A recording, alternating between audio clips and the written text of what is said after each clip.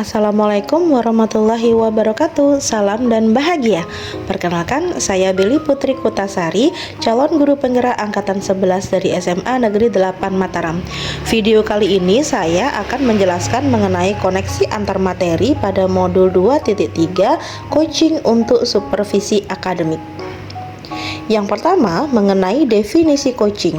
Coaching merupakan proses kolaborasi yang berfokus pada solusi, berorientasi pada hasil, dan sistematis, di mana coach memfasilitasi peningkatan atas performa kerja, pengalaman hidup, pembelajaran diri, dan pertumbuhan pribadi dari sang coachee.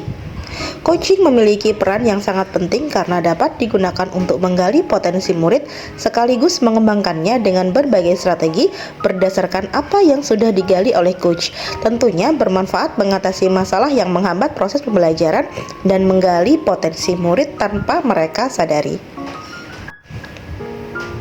Kemudian ada perbedaan antara coaching, konseling, dengan mentoring dalam konteks pendidikan. Coaching menuntut coachee untuk menemukan ide baru atau cara untuk mengatasi tantangan yang sedang dihadapi atau untuk mencapai tujuan yang dikehendaki oleh sang coachee. Sedangkan konseling biasanya digunakan ketika ada permasalahan emosi dan psikologis dan berfokus pada pembenahan masa lalu, terkadang melibatkan terapi dan pendekatan remedial. Sedangkan untuk mentoring, yakni membagikan pengetahuan, keterampilan, dan pengalamannya untuk membantu mentee mengembangkan potensi yang ada pada dirinya.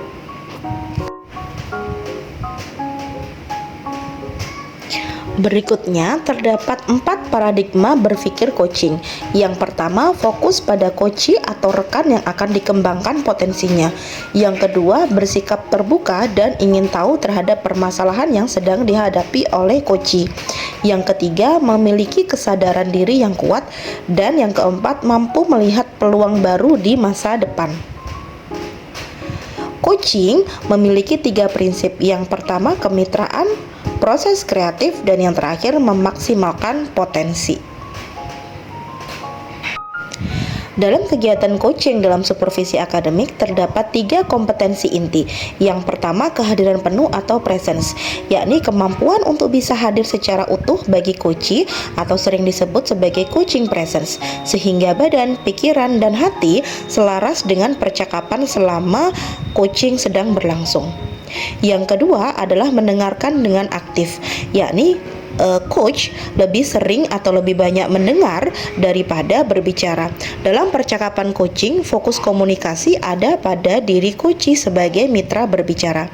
Dan kompetensi inti yang ketiga yakni pengajuan pertanyaan berbobot. Pertanyaan berbobot yakni pertanyaan yang menggugah orang untuk berpikir dan bisa menstimulasi pemikiran coachee, memunculkan hal yang belum terpikir sebelumnya, mengungkapkan emosi atau nilai dalam diri, dan dapat mendorong coachee untuk dapat membuat aksi yang mengembangkan potensi dirinya. Berikutnya, mendengarkan dengan rasa. Rasa merupakan akronim dari receive, appreciate, summarize, dan ask. Receive artinya mendengarkan dengan penuh perhatian, dengan fokus pada apa yang disampaikan oleh klien atau coachee. Berikutnya, mengapresiasi, yakni memberikan pengakuan atau menunjukkan empati terhadap apa yang disampaikan oleh coachee. Yang ketiga, summarize atau merangkum, yakni mengulangi poin-poin penting yang disampaikan klien untuk memastikan pemahaman. Jadi di sini coach boleh membuat catatan selama melakukan kegiatan coaching. Dan yang terakhir adalah ask atau bertanya, yakni pengajuan pertanyaan supaya lebih mendalami dan memperjelas perspektif klien atau coachee. Dalam melakukan kegiatan coaching, coach bisa menggunakan alur percakapan tirta supaya memudahkan coachee menemukan tujuannya. Tirta adalah akronim dari tujuan, identifikasi, rencana aksi, dan tanggung jawab. Berikutnya saya akan menghubungkan coaching dalam supervisi akademik dengan modul-modul yang pernah kami pelajari sebelumnya. Yang pertama, koneksi antara coaching dengan filosofi pemikiran Ki Hajar Dewantara. Filosofi Ki Hajar Dewantara dan pendekatan coaching memiliki banyak sekali kesamaan dalam hal memprioritaskan pengembangan individu yang otonom, didukung oleh seorang pendidik atau coach yang hadir bukan untuk mendominasi tetapi untuk memfasilitasi, memberi contoh, dan mendorong pertumbuhan secara alami. Tujuannya sama-sama menciptakan individu yang mandiri, berkarakter kuat, dan mampu bertindak sesuai dengan nilai-nilai dan tujuan hidup mereka sendiri. Berikutnya, koneksi antara coaching dengan nilai dan peran guru penggerak. Coaching dan peran guru penggerak memiliki banyak kesamaan dalam nilai dan pendekatannya. Keduanya menekankan pemberdayaan individu, refleksi berkelanjutan, pengembangan potensi, dan kolaborasi. Guru penggerak bisa menggunakan teknik coaching untuk memotivasi dan menginspirasi murid, kolega, dan komunitas sekolah, serta mendorong transformasi dalam pembelajaran yang lebih holistik, inklusif, dan berpusat pada murid. Berikutnya, hubungan antara coaching dengan pembelajaran berdiferensiasi. Koneksi antara coaching dan pembelajaran berdiferensiasi sangat kuat karena keduanya sama-sama berpusat pada individu, mengakui perbedaan unik mereka, dan menawarkan pendekatan yang fleksibel untuk membantu mereka mencapai kesuksesan, baik dalam konteks pembelajaran di kelas maupun sesi coaching. Tujuannya adalah memberdayakan individu untuk menjadi versi terbaik dari diri mereka sendiri, dengan memberikan dukungan yang sesuai dengan kebutuhan mereka.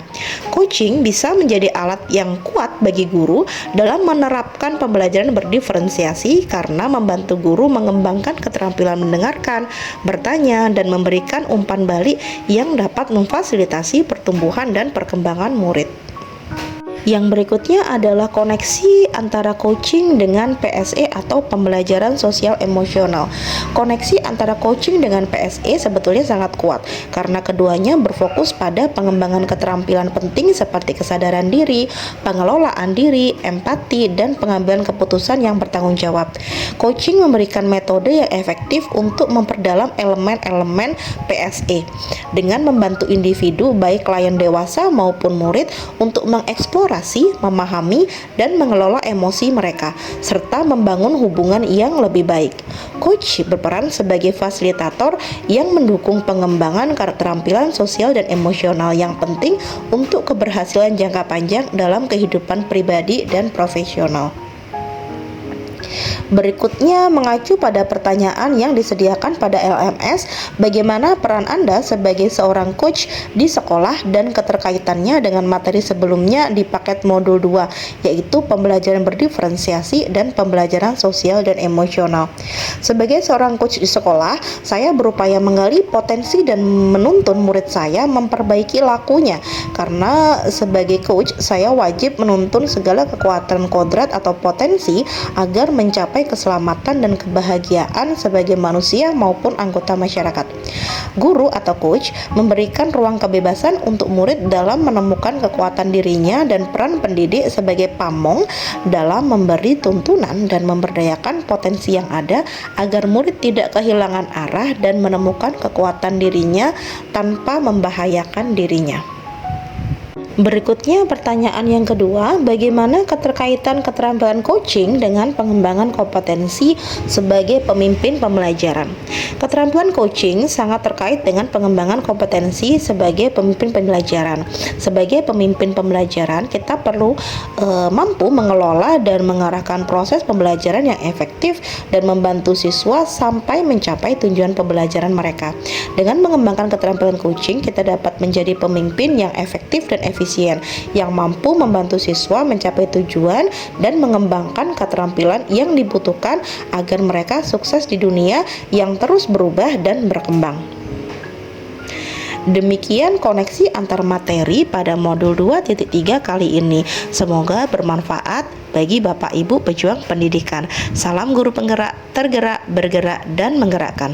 Wassalamualaikum warahmatullahi wabarakatuh.